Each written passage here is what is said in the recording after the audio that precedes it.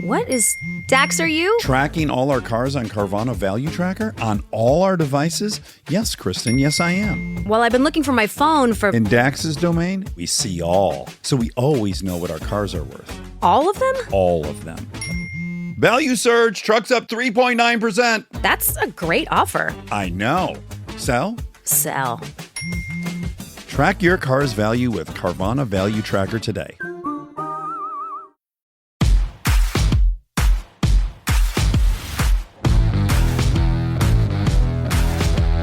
Welcome to the Dogs Podcast with your hosts, Blake Reneker, Justin Charles, and Josh All. What's up, Browns fans? Welcome back to another episode of the Dogs Podcast. Coming to you virtually this week. First of all, don't go outside if you don't have to, so we're doing this virtually. And just a lot of family things going on. As you can see, Justin looks different. No, that's not Justin, it's Kenny Mack. Justin had a lot going on today, so we got Kenny Mack filling in for him today. This is episode 490 of the Dogs Podcast. So if you guys have been watching from the beginning, obviously we started at episode 1001.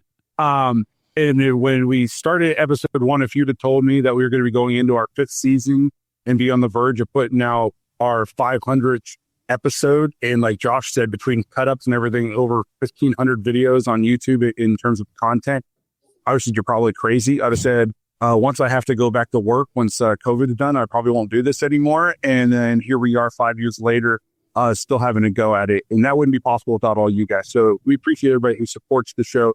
People like Kenny Mack, who let me post in his Facebook group without knowing who I was, and then becoming a fan, and then hanging out with us and now being on the show all the time. So it's been really awesome to grow the show with you guys. And we appreciate it and want to figure out something fun to do for the 500th episode. We'll make sure we're in studio. We'll do something cool. So again, we appreciate you guys who have been supporting the show. If you guys ever want to get voicemails, intros on the show, head to thedogspodcast.com, tap the voicemail on the drop-down menu. If you are watching on YouTube, please like and subscribe. Make sure you tap the notification bell so you don't miss any of the content that we're putting out. Please subscribe. It helps out the show a ton. The more subscribers we get, the more people we reach, the more things we can add to the show. So it helps us out. If you're on YouTube, you are subscribed, you have a YouTube subscription, you can become a YouTube member for just 99 cents a month. You won't even notice that 99 cents is gone, and it helps out the show a ton also. So anything you guys do to help support us is appreciated, as we mentioned, to help us get, next stop's 1,000 episodes, which will be pretty awesome. If you're looking for more Dogs content, head to Join the Dogs, become an official dog partner on the Patreon page, get access to the private Discord, play fantasy football with us. Just keep meet a ton of cool Browns fans from all over the world. We're just listening to the show. You can find us on Apple, Spotify, and Google. And you can find us on any social media page. Just search at the Dogs Podcast, including we're still on TikTok. TikTok was gone for a blink of an eye, and it's back, and we're still there. So if you enjoy our content on there, let's be happy that we have it for at least 90 more days. But I do want to say, and we're going to talk about this later in the episode, but it feels good to be doing our first episode as fans of the 2024 college football national champion Ohio State Buckeyes. So good job. Absolutely. The Lord gave us the Buckeyes because he cursed us with the Browns, and no one fan base deserves that much heartache. And he said, I just can't do it to these poor people. If I'm going to give them this pro franchise, at least I will give them this college franchise to be fans of. So it's a big night for the Buckeyes the other night, and we're super pumped. We're going to talk about a Buckeye, probably a couple of them, especially as we head into the offseason even more. There's a lot of Buckeyes that we wouldn't mind seeing in brown and orange, as long as the Browns promise not to ruin them, because I like them too much. But the first thing we want to talk about today, as we move into the episode, is an article that was put out on Dogs by Nature by Jared Mueller, and he's covered the Browns for over a decade. And it's just Brown's offseason plans for the offense, the rumors he's been hearing from his sources inside the team, as well as just some league folks that he knows. So there's some good stuff in here. There's some things that I was like, okay, that's what I want to hear. And then there were some things that maybe I was like, well, I kind of hope that's not true, or hopefully that's, smoke and mirrors. I'll just kind of hit the list real quick, and then we can kind of talk about any of the highlights if that's cool with you guys. So the first thing here is the running back room needs some revamping, but not high-level investment. Need to add depth at tight end. Feel good about the receiver group overall, but always willing to add. Juwan Jones is expected to start at left tackle unless something opens up that makes more sense. Jack Conklin can get the Nick Chubb treatment, new contract with a much lower base and incentives because he doesn't have any more guaranteed money on the deal. A simple return to Stefanski's offense is not the goal. Instead, having that as a base with more flexibility and creativity brought in by Reese, and even some of what they learned from Dorsey is the overall plan, less predictability, which I'll continue the list, but we heard like a couple years ago, the players of opposing defenses were yelling at our plays at times because it was too predictable. So that's a good thing to hear, which we'll cover some more. The current hope is to bring in 2 quarterbacks, 1 veteran and 1 in the draft. The veteran addition won't directly impact what they do with the second overall pick, but they will be thoughtful about marrying the 2 together in 2025. Besides Cousins, Cleveland believes either Geno Smith and or Derek Carr could be made available this season. These are all names that we've mentioned on this show before. I think I was very early on the Derek Carr thing. Aaron Rodgers is currently not considered an option, but anything could change as free agency ramps up. Jacoby Brissett, not Joe Flacco, seen as the top priority if the Browns can't acquire a starting level veteran. Flacco return is not off the board, but like Brissett, would not be the plan for him to start. Sam Darnold is seen as an unrealistic get, despite the 2-game struggle at the end of the season. And it was some question whether his upside is worth the contract he will receive. We talked about that too. We don't think he's a realistic get for the Browns. Some around the league are wondering if Jimmy G could be a step above Brissett and Flacco, but a step below Cousins and Carr, around the same level as Smith. I think Geno Smith is better than Jimmy G. That's just me. Stefanski's nowhere near ready to rank the college QBs, and Reese will have a lot of say there, but Cam Ward, Shedeur Sanders, and Jalen Milroe are all seen as options early, maybe not the second pick for Milroe. As of now, what Deion Sanders wants for his son does not play a role in their evaluation, nor do they care. Watching the physically gifted Josh Allen, Jalen Hurts, and Jaden Daniels, Patrick Mahomes isn't after this 3 makes the conference title game. Make the title game isn't lost on the Browns brass. Milroe is seen as the top athlete at the top of this year's QB class. Cleveland will not force selecting a quarterback early just because they had the second pick, the top pick in the second round, and a couple extra picks to move around with, but place a high value on the position, which will push quarterbacks up. That's the list in a nutshell. I hit them all real quick, and we'll just kind of go over some of the highlights. The very first one on here was the running back room needs some revamping, but not high-level investment. And I guess here is where I would want to know, I guess that takes Genty off the board. They're not going to go running back in the first round. Are they considering doesn't need high-level investment as in they don't need to add a bunch more talent, or that they don't look like they're going to spend top dollar or a top draft pick on a running back? Because if they're not going to spend top dollar or top draft pick, okay, that's fine. I think you can get a running back in the third. The number one guy outside of getting a quarterback at the number 2 pick, for me, the number one guy I want them to come out of this draft with is Travion Henderson out of Ohio State. I've been on this now for a few weeks, watching him in the title game. It just solidified that for me. He's explosive. He's a great pass blocking back.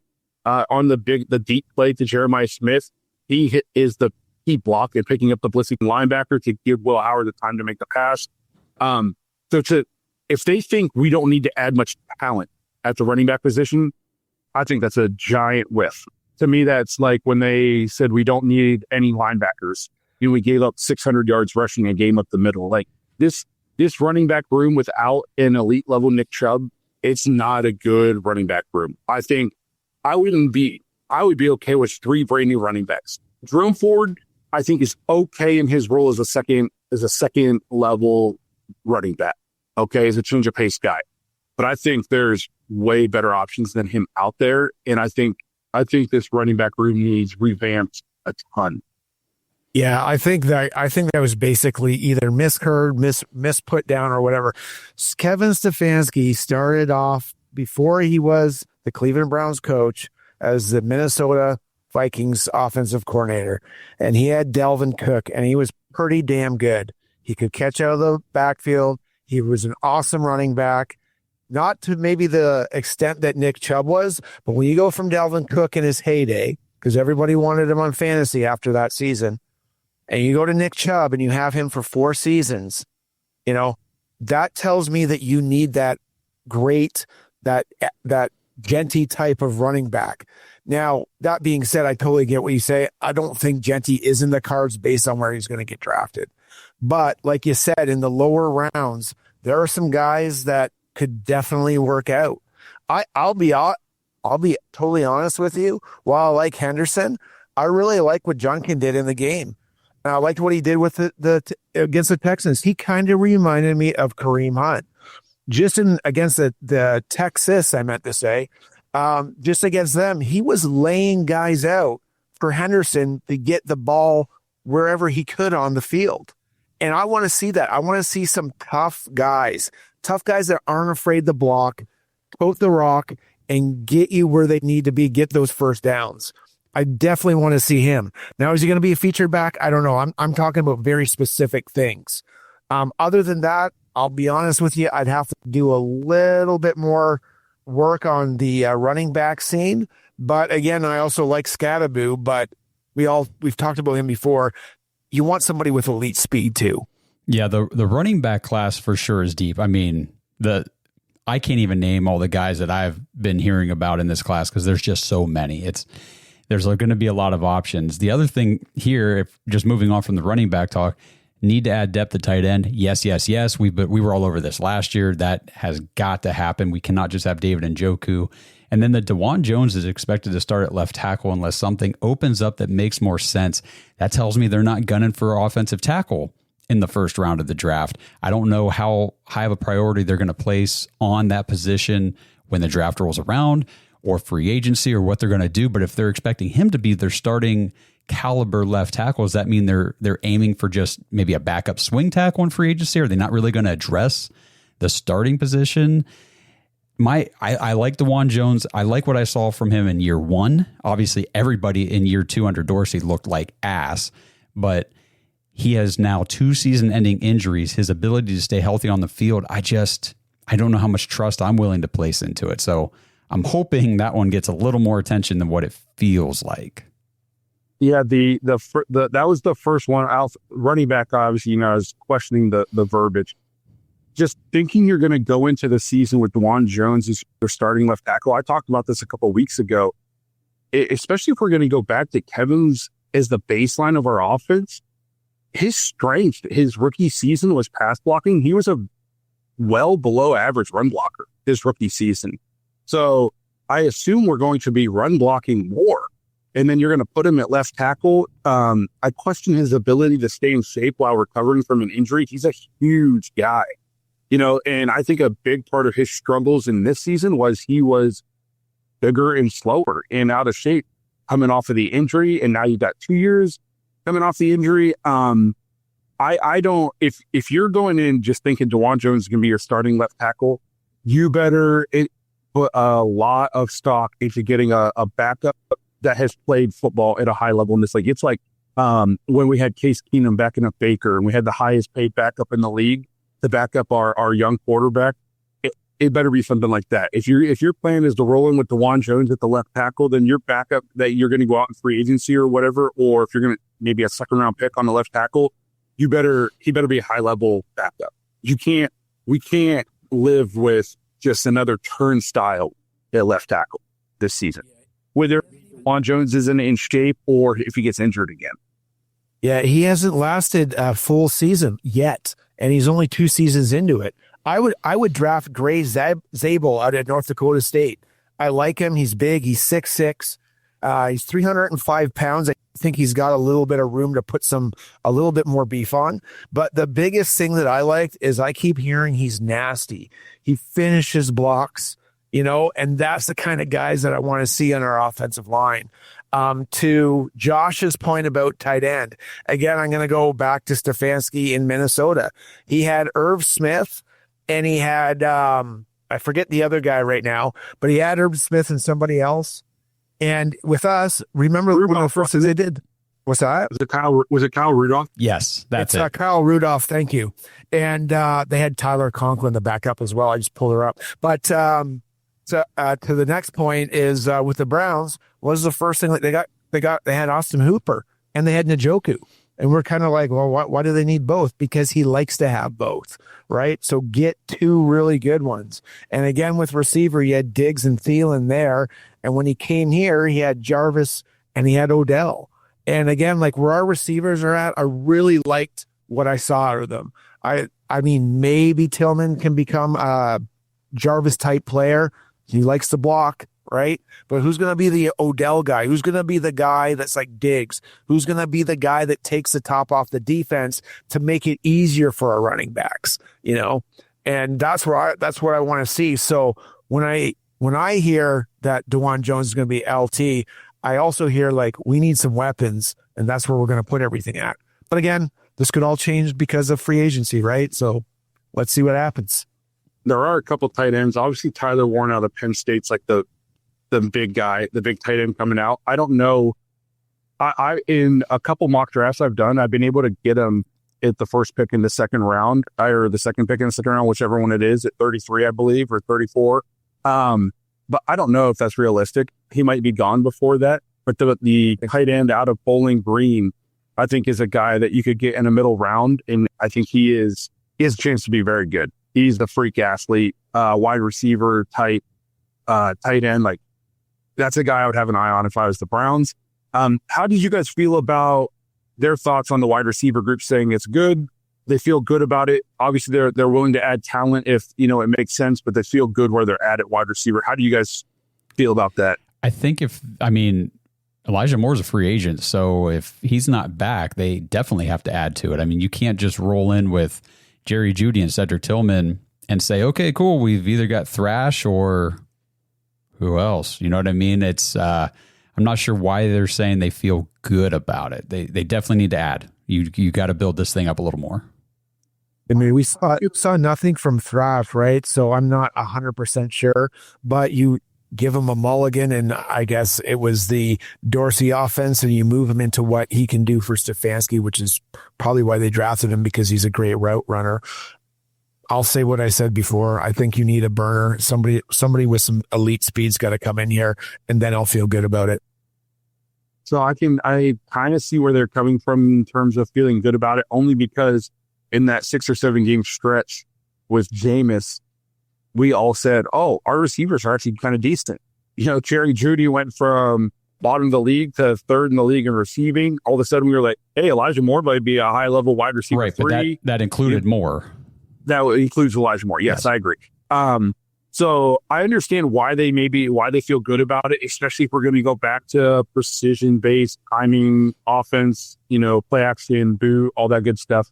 But I'm with you, Josh, in terms of I would like to add premier talent at the wide receiver position if possible.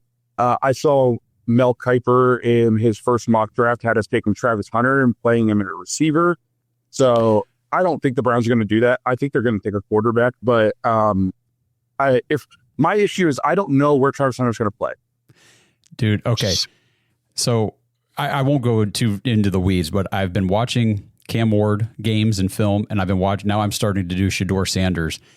And I won't get too much into the quarterback here, but I've been posting this today. What I'm coming away from that tape is if a team doesn't play Travis Hunter at wide receiver, they are missing out big time on offense. I think he has the chance to be like one of the premier receivers in the league. That dude is crazy good. He's electric. He's elite. His moves, he's got wiggle, he's got shift, he's got speed. He can juke people out. He's great hands.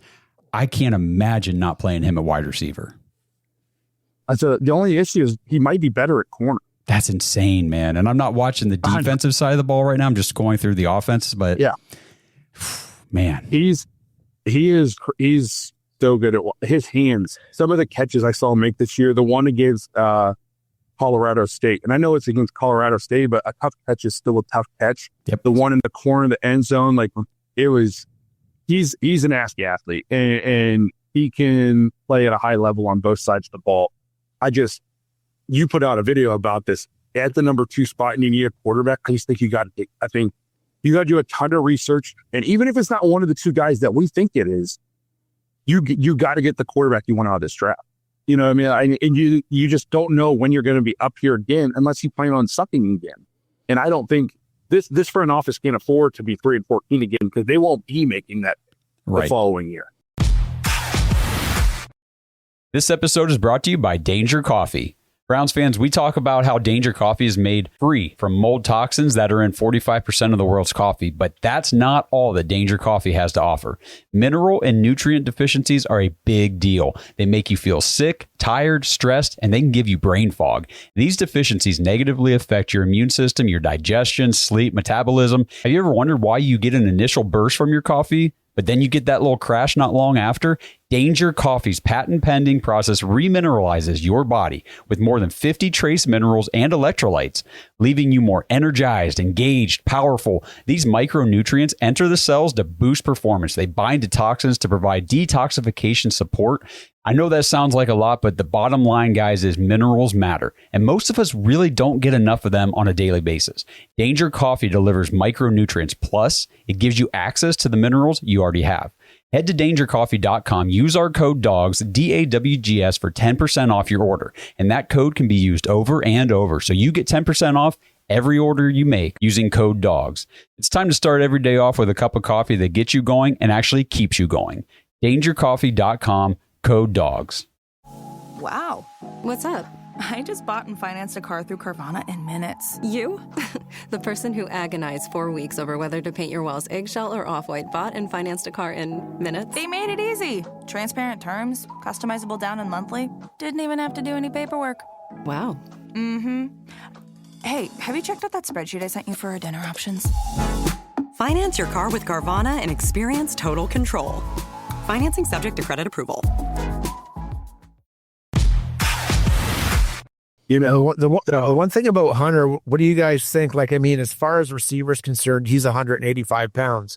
Do you want to be a 185-pound receiver, or do you want to be a 185-pound defensive back? I mean, ultimately, if I was him, I'd pick receiver. Like you said, like I've seen limited footage of him, but he does look dynamic. It doesn't matter what the competition's like. He's just blowing them up. You know what I mean? And my only concern for Shedeur is like Johnny Manziel. Like Johnny Manziel looked really good because of Mike Evans, right? And if you move over, like, is Shedeur looking good because of Hunter, or is Shedeur looking good because he's also aiding Hunter and looking good, right? And that's where I just don't watch Colorado Buffalo games, so I don't know. So I haven't been there yet. I'll just My say, push on that is, you'll show me the quarterback that's really good without a good wide receiver, and vice versa. You know what I mean? Like, look, we all think Jerry Jeudy's pretty freaking good now. And look how bad he looked with Watson and DTR. You know what I mean? It's like, they need each other. There's even Patrick Mahomes now without Tyreek Hill he's still Patrick Mahomes. He still makes the plays you need him to make. But their offense is not what it was when we played them in the playoffs with you. Like, they are not the high-flying Kansas City Chiefs. no, and we saw Marvin Harrison is a great example, because last year with Kyle McCord, I mean, Marvin Harrison, if he didn't have the year before that and everybody knew he was this elite level prospect, he didn't put up the stats last year because he didn't have a great quarterback. So you're absolutely right. The two definitely need each other. I agree. Maybe my favorite thing on this list as we move on was a simple return to Stefanski's offense is not the goal. Instead, having that as a base with more flexibility and creativity brought in by Reese, and even some of what they learned from Dorsey, is the overall plan, less predictability. This was, I said this when we talked about the hiring of Tommy Reese. I said, I don't want to go back to just Kevin's offense, because we all wanted to move off of just Kevin's offense 2 years ago. That's why we were all okay with moving on from AVP, and why we had talked ourselves into being okay with Ken Dorsey, because we understood that, yeah, the offense could move the ball and it could be efficient, but it needed to be brought into the 21st century a little bit. It needed to be able to highlight your top athletes and be able to get your top guys the ball and put guys in space, that kind of stuff. So this is that's my favorite thing on this list. Like, okay, we're all on the same page. It's not just going back to 100% what we were doing before. We're just going to be smarter about the way we evolve it. You know, we're not just going to completely throw it to the trash. We're not going to try to stick square pegs in round holes and change the entire offense to fit one guy. But this offense is going to be a more evolved version of Kevin's offense. And to say that, like, some of the things they learned from Dorsey, yeah, well, we all think Dorsey is, you know, he's not going to be an offensive coordinator anymore. But his passing concepts, like when Jameis was playing well, not turning the ball over, there were guys open. We were putting up big chunks of yards in the passing game. So just because we didn't like Ken Dorsey as an offensive coordinator, that doesn't mean everything he implemented the offense can just be thrown out. Like there's things to be learned from everything. So that's probably my favorite part of this entire list. Yeah, no, I couldn't agree with you more. I mean, Stefanski definitely has set the tone with his offense, but I mean, just what everybody else is doing with RPOs, we're just not there. The motion, we're just not there. And to get Tommy Rees, to get his input in this draft, because out of anybody on the Browns other than the scouts, Tommy Rees should know this draft inside and out as being an offensive coordinator for the Alabama Crimson Tide. And I know I put it out there that Jalen Milroe might be an option. There's no way I want that dude at 2. I'm just connecting the dots based on what they went or where he's going to go as far as their him being in with the Crimson Tide. But that being said, I do like the fact that they're looking for a super athletic quarterback. I mean, that's what we wanted in Deshaun. We just didn't get anything out of that. And if they can find that with somebody, what I like too is that they're considering Geno Smith. Like, here's a guy that was drafted in the end of the first or the second round. He was the first quarterback to go. He bumped around the league. And if we can get him for 2 years and he can teach somebody the ins and outs, I think that'd be fantastic. I like Cousins and Carr too, but I'd never thought of Geno Smith. And I kind of like that. The name on here that I was not excited to see and get your guys' opinion on it, but was Jimmy Garoppolo. For me, I'm like, I kind of a hard pass on Jimmy G. What about you guys? He doesn't stay healthy. No. Ever. There's no Playboy Mansion down here. He won't come. Yeah, I don't. I like the Geno Smith thing. I guess I'll kind of couple this with the some of the other quarterback notes on here was that like Jacoby Brissett and Joe Flacco could be seen, but not as starters. So that would tell me that what they're going to plan on playing the rookie day draft. I don't know if unless it's like you just can't keep him off the field. Like he just comes into camp and it is just clear that he is ready. I want the bridge quarterback this year. But I don't want Kevin to coach another season with a career backup either. That's why like Geno Smith, Cousins, Derek Carr, guys who've played football, good locker room guys, leaders. I want to see Kevin get to coach his football team with a little bit of stability at the quarterback position. I don't want him to coach with Jacoby Brissett again, and we can have like the 15th or 16th ranked offense with Jacoby and everybody. And people are like, Kevin's yet to have a top 10 offense. And it's like, well, he just coached another season with a career backup who can't get on the field anywhere else but here. So if we're going to go the bridge quarterback option, which I think is the smart thing to do, I want to target I guess I'll use the term high level bridge quarterback. And I know some people aren't high on Carr and Cousins and that kind of stuff, but I think those guys could play good football for us for a season in Kevin's offense. So I don't necessarily want to go with a backup vet because that tells me you're playing your rookie either too early or Kevin's stuck coaching this season with a backup quarterback again. Yeah, we'll have to see kind of how this whole free agency period plays out over the next couple months and everything too, after the Super Bowl's over and all that stuff, because I like the names that we've talked about. We mentioned Derek Carr a while back and all that kind of stuff, but it also depends on, does Derek Carr, Geno Smith, Kirk Cousins, do these guys want to be a bridge quarterback? There's going to be other openings because not everybody has the 1 or 2 pick in the draft this year. And after that, it's kind of, we're not really sure about this quarterback class. So there's going to be a lot of teams, the Giants, the Raiders, teams that are looking for intermediate starting quarterbacks. And like they could sign a guy for 3 years and say, yeah, you're probably going to be our starter for 3 years. Derek Carr, you might be our starter for the next 2 years. Whereas in Cleveland, it's going to be 1 year at the most probably because we're going to draft this rookie and then it's going to be his turn. So we'll just have to see what those guys want to do and what other offers from other teams come out. What I want to go ahead, Ken. I was going to say, what I wanted to point out, or what I'm not surprised about. I shouldn't be surprised about. Not a single one of these points. This goes to how bad our offense was. Not a single one of these points is about defense at all. Period. You know what I mean? Yeah, well, that's like a lot of people have been saying Abdul Carter. I've seen some people saying Mason Graham. If Travis Hunter is going to play cornerback, I don't need that. Like, you can't come off of historically one of the worst seasons in not just Browns history, NFL history. We talked about our third down percentage this year, and then have a top 2 pick and go defense. It doesn't make any sense to me to do that.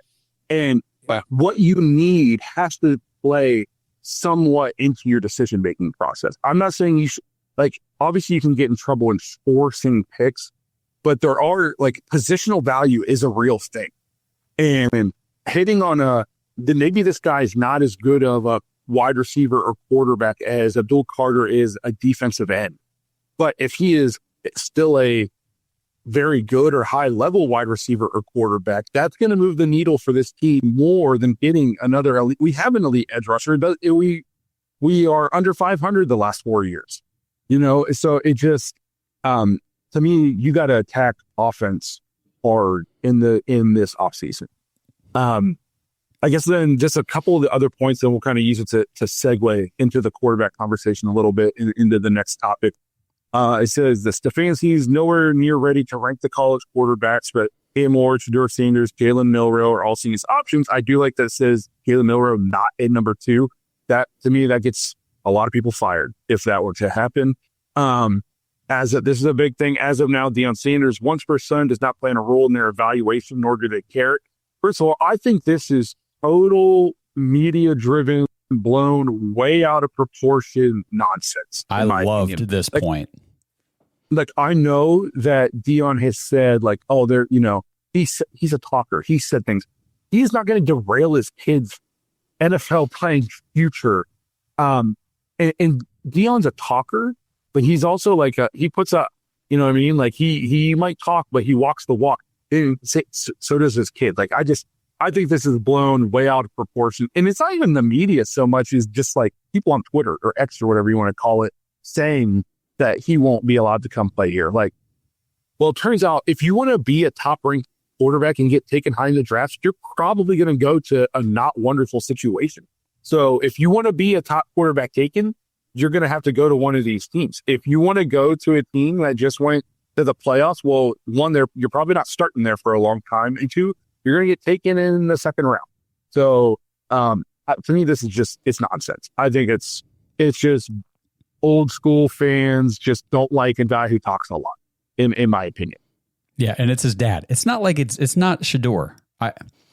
I don't know. And again, I just started doing film breakdown, here on him and everything. And I haven't read interviews or watched interviews or listened to him talk or anything. But by all accounts, I have not heard where he is out saying anything like that. I don't want to play for this team or I want to play for that team. First of all, I don't think he's not the talent level, at least from what I've seen so far, to even be dictating anything. Well, and we heard the same stuff with Caleb Williams. That's true. His camp won't let him go play with the Bears. Where's he playing? Can you guys remind me? I'm pretty sure he's in Chicago. That's true. It's just because they need things to talk about, in my opinion. This is a non-issue to me.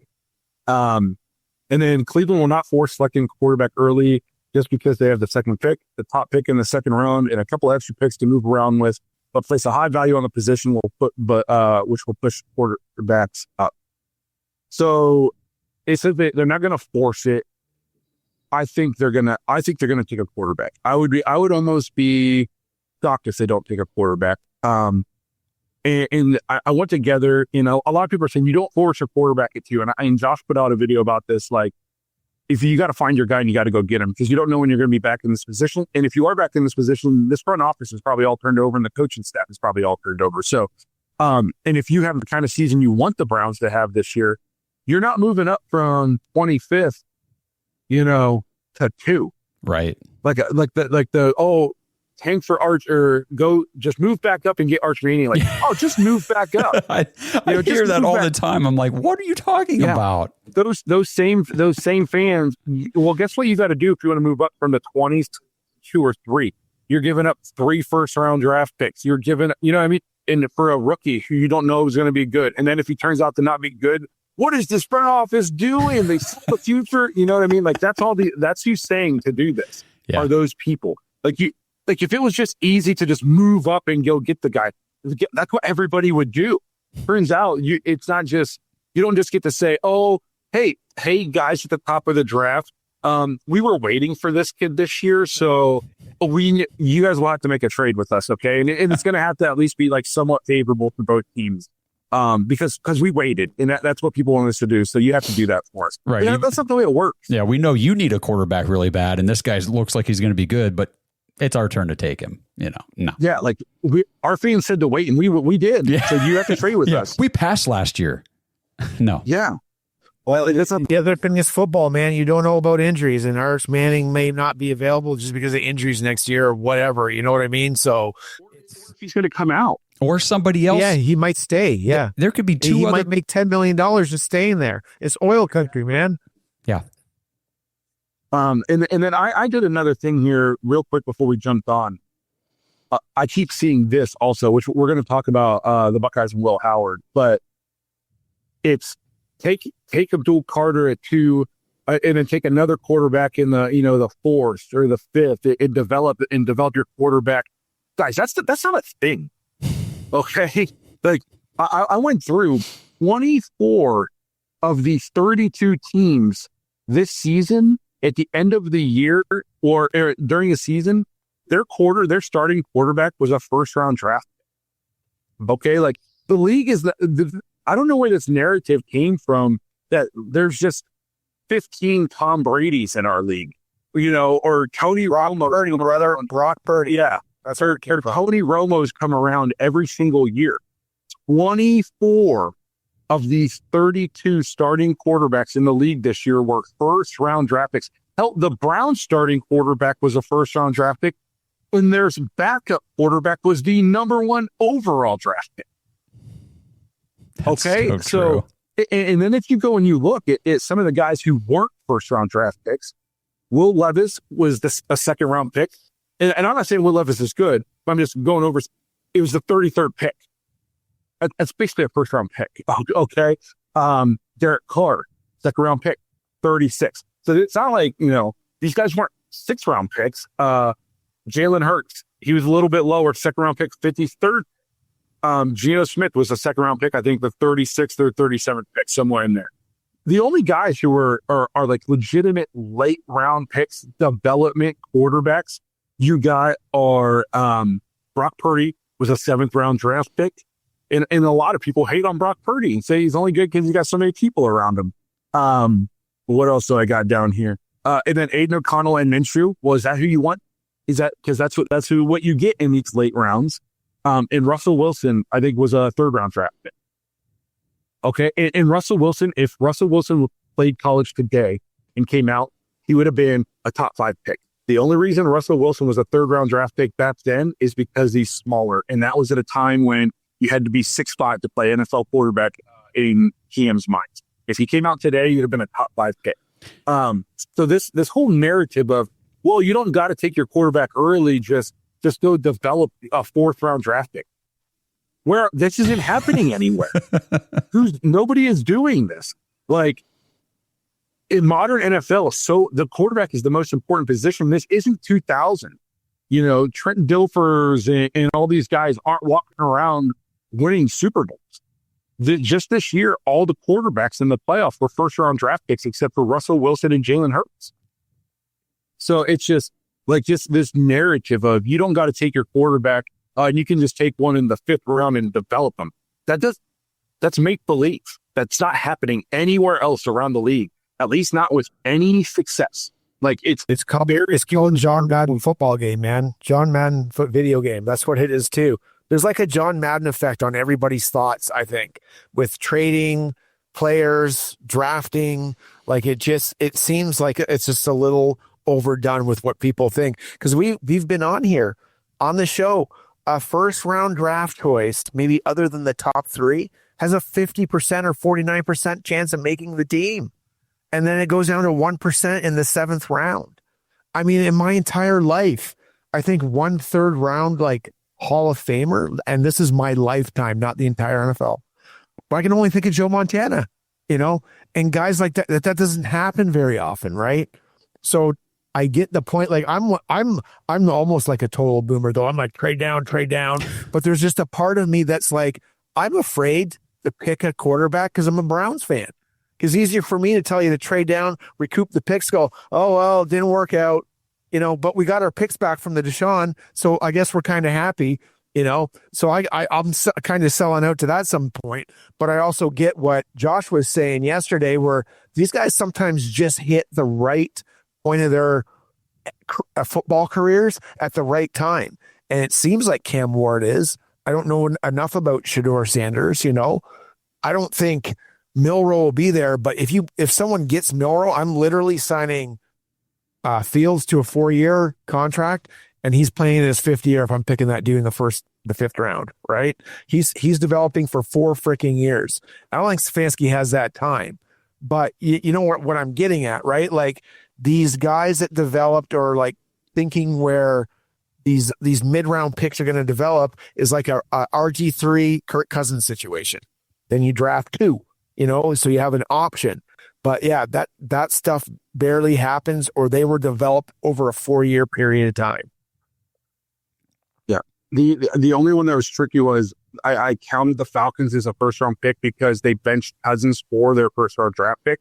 I guess they did play part of the season with Cousins, who wasn't a 1st-round. So it's like 23 and a half to 24 and a half of the teams, their starting quarterbacks were 1st-round draft picks. And again, I'm not saying every 1st-round draft pick is good, but I'm just saying the hit rate on 1st-round draft quarterbacks is significantly higher than every other round. If you want to get it, if you want to get your quarterback, you got to do it in the 1st round. Like that's exactly what you're saying. Leaving it to chance, and I'll take a guy in a second. I'll take this guy in the 3rd. See what that now you're doing. Just trust me on this, Cody Kessler. I mean, it does not work. You have got even if the guy you take in the 1st round ends up not working, it wasn't going to work in the 3rd round. You I was guaranteed by you, Jackson, that he was going to be something, and I'm still waiting. Yeah. Well, he is something. He's probably a great insurance salesman. But no, like it's just, and you don't let the fear that we've never been able to hit on our quarterback stop you from keep trying. Because if that's the case, then just quit. Yep. You have to keep trying until you get it. And it sucks that we keep not doing it. But if you're not going to do it anymore, then just don't even watch, don't even try, because there's no point. Speaking of quarterbacks, we'll kind of transition. We do have a voicemail we're going to get to. Hopefully, we got 9 to 12 minutes here before we wrap up. So, what's up, my fellow Browns fans? This is Jacob, and the Buckeyes won the Natty. But also, speaking of the Natty and the Buckeyes, I'm intrigued with Will Howard. I don't know why. I just am.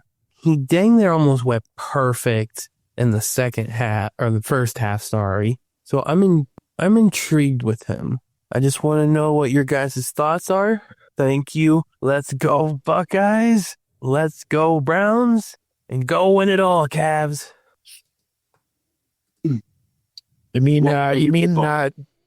Joe Howard? I mean Will Flacco? Or I think he's like Joe Flacco. Like when Joe Flacco came out, he was 6'6", 230 pounds, and he ran a 4.86. And Will Howard is 6'4", I believe, 236 pounds, and he runs a 4.86. And it's less arm on Howard and a little bit more speed, based like game speed, I guess, since they ran the same 40. But that's kind of where I see him. He's a guy that you got to develop. But everything's going to change with these guys when the Senior Bowl comes up in the next 10 days. And somebody's going to have a showing, and they're going to be a 1st-round draft pick all of a sudden. So while a bit of the recency bias of watching the last 4 games of Will Howard kicking ass and the Browns sucking, I want him on the team, but I got to be a realist at some point. And I'm just going to say, let's see how the Senior Bowl shakes down. This episode is brought to you by Bodden Sports. Browns fans, Baden Sports is your one-stop shop for all your athletic gear. Baden started out perfecting and manufacturing the best balls in the business.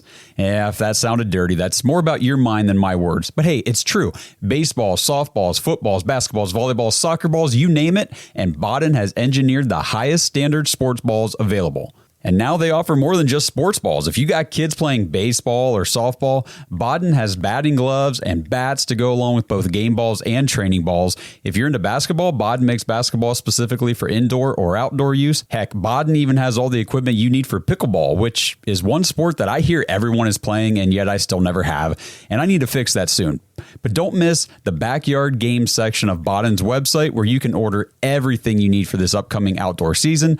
Pool balls, backyard volleyball nets, croquet, bocce, horseshoes, cornhole, and more. Right now, you can get 10% off your entire order at Baden Sports, BADEN sports.com/dogs, DAWGS, and use promo code DOGS when you check out. That's 10% off all the top quality sporting gear you need this season. BadenSports.com/dogs.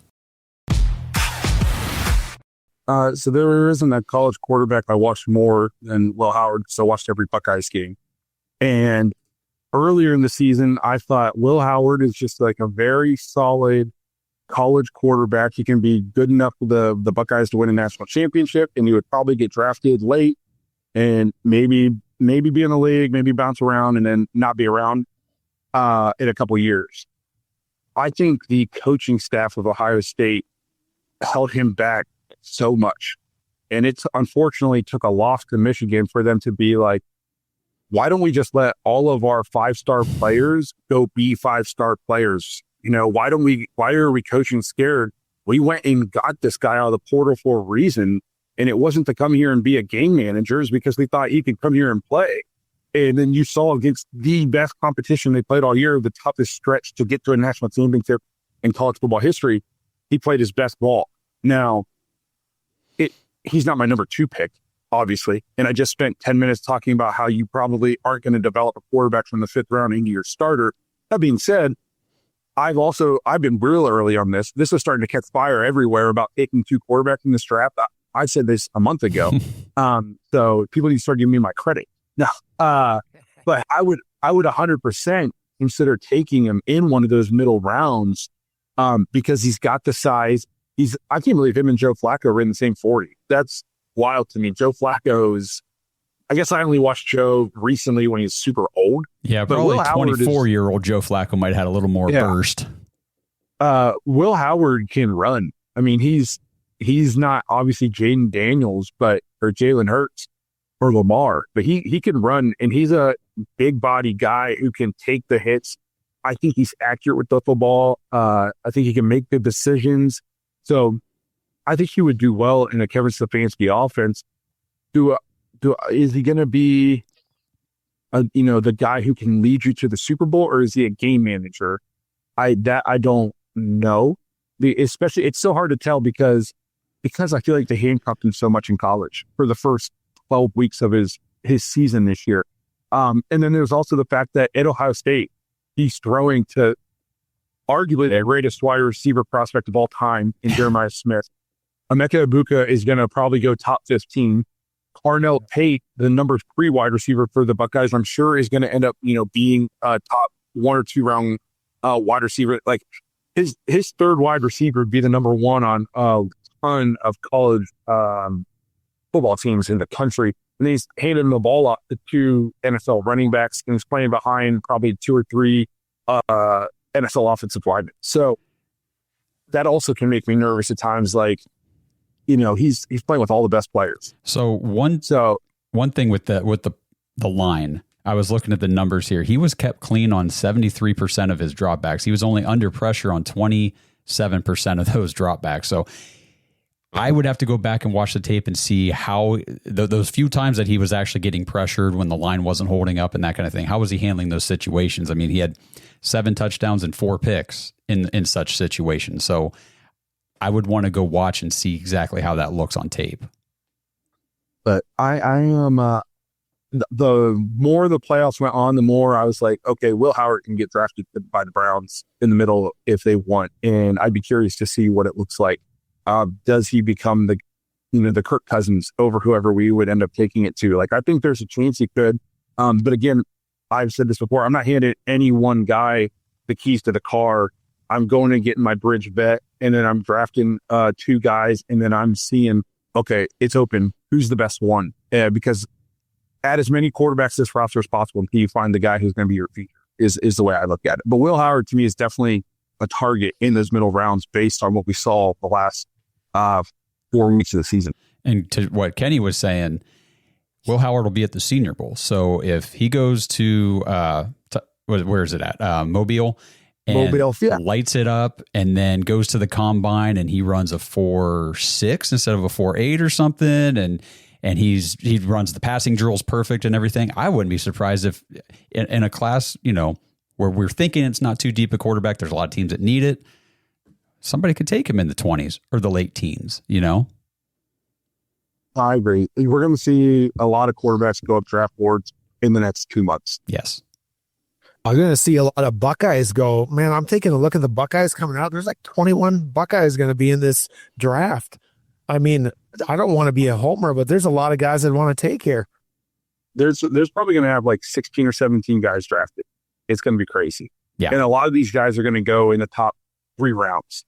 It's going to be, and our 2 best players were freshmen. If Caleb Downs and Jeremiah Smith could come out, they might be go 1 and 2, which is nuts.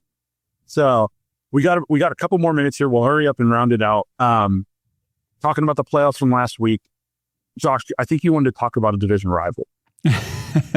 Got to throw a little shade over at the Ravens. Me and Kenny were talking before you got in here, and Kenny said they just kind of looked frozen up there up in Buffalo. Like they just weren't as together. And I said, they seem to have this thing when they go on the road in the playoffs. When they get a home game in the playoffs, they usually take care of business. No problem. They're playing somebody like last year's Houston Texans or whatever.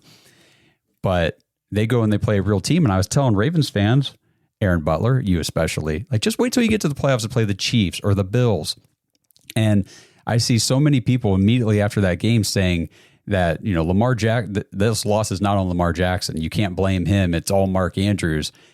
And I posted the 2 clips today. Like, are we forgetting that he turned the ball over twice again in the first half of this game? Got the Ravens behind the 8 ball.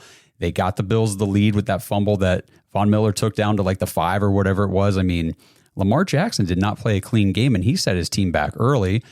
And I was going through looking at the stats and everything. So that is now 3-5 career in the playoffs. That's the record. 10 touchdowns, 7 interceptions. That is not a good ratio for the guy who had 40-3 in the regular season. His playoffs is 10-7. He also has 7 fumbles over those games and 4 lost. He has 3 rushing touchdowns. So in total, he has scored 13 touchdowns in his playoff career and turned the ball over 11 times. That is a terrible ratio. They're 0-4 in games when Lamar Jackson turns the ball over 2 or more times. So not the greatest playoff quarterback record. Yeah, I was shocked that the Ravens ended up being such a poor run defense on that day. That's why I said they looked frozen. Like they couldn't catch, they couldn't do anything. Mark Andrews, sure he attributed to it. Big drop by Henry, but it was kind of at his knees. Like, I mean, you want to put that where he can catch it. Yeah, it was it's throw. a guy that doesn't catch well. Yeah. You know what I mean? But like Josh Allen was just running over guys on the goal line situations. And you wouldn't think that it's a playoffs and the Ravens are boasting that they're the number 1 run defense. And I think they boast because they are, they hit, but they weren't hitting that day. I guess I'll preface this real quick by saying, like, Lamar is great. Okay. Yes. I would say there's a chance there's no quarterback that maybe strikes fear into an opposing defense as much as Lamar Jackson does and early in this podcast is, career. I said, I don't know if he'll ever be a good enough thrower from the pocket. And if he's 1 injury away and he loses a step, all of a sudden he's not going to be the threat he is. He's come a long way in every part of his game, and he's probably going to win a 3rd MVP. Like, trust me, I know he is better than any quarterback we've had in the last, 30 years or maybe ever. That being said, it doesn't change the fact that he turned the ball over twice again in the playoffs. He had arguably his worst game of the season in the playoffs again. And it's becoming a trend that when he gets to the playoffs, that's when he has his worst game of the season.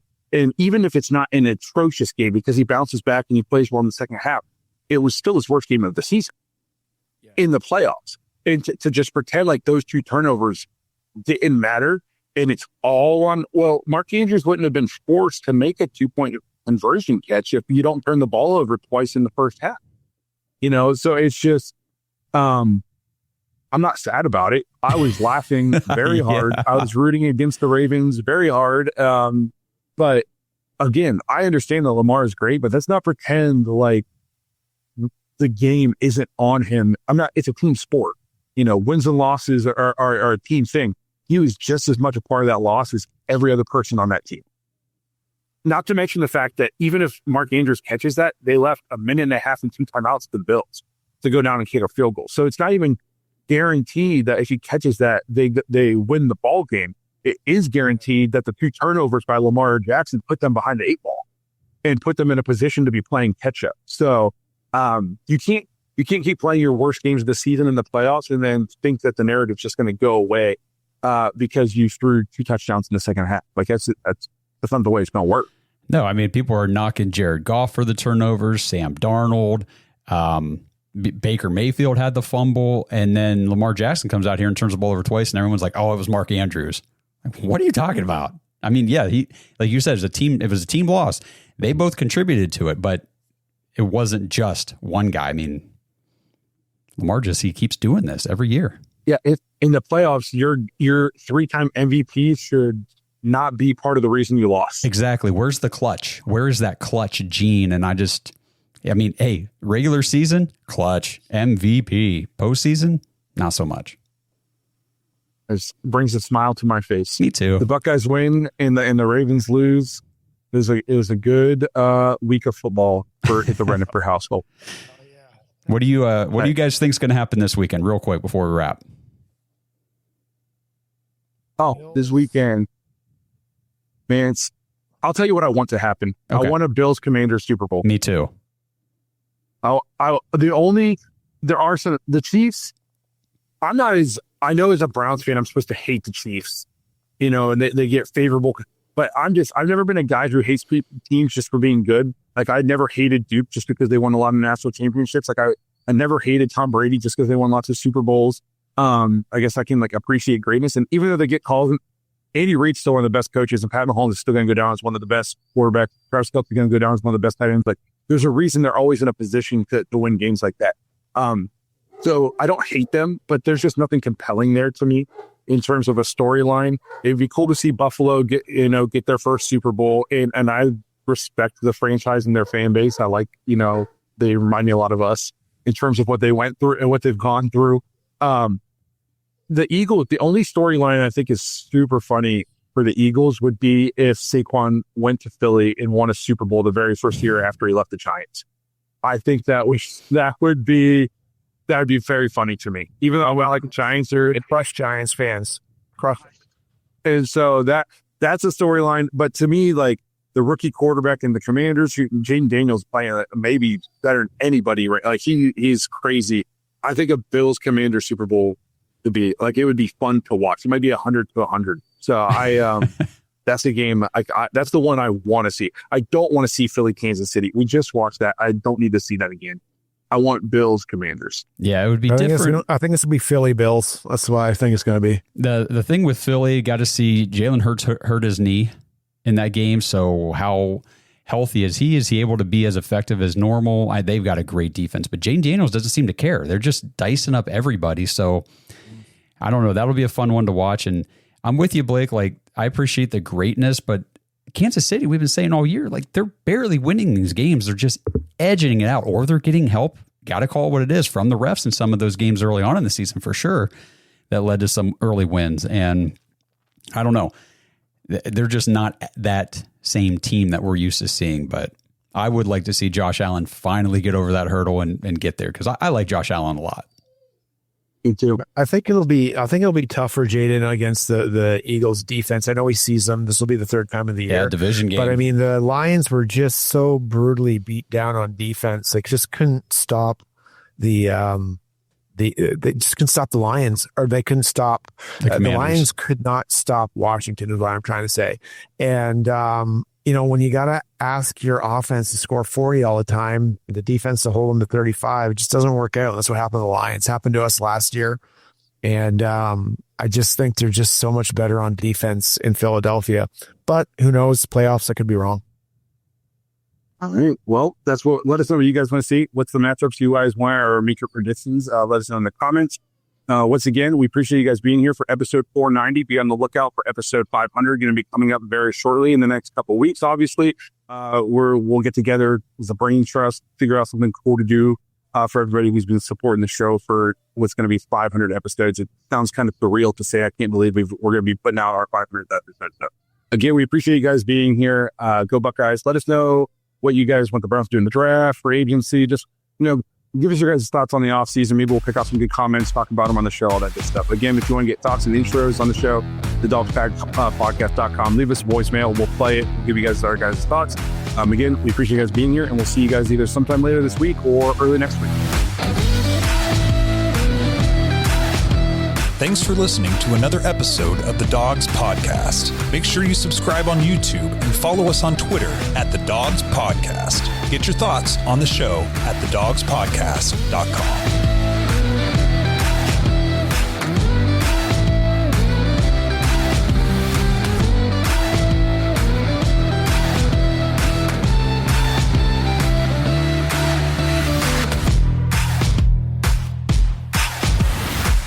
This episode is brought to you by Danger Coffee. Browns fans, we talk about how Danger Coffee is made free from mold toxins that are in 45% of the world's coffee, but that's not all that Danger Coffee has to offer.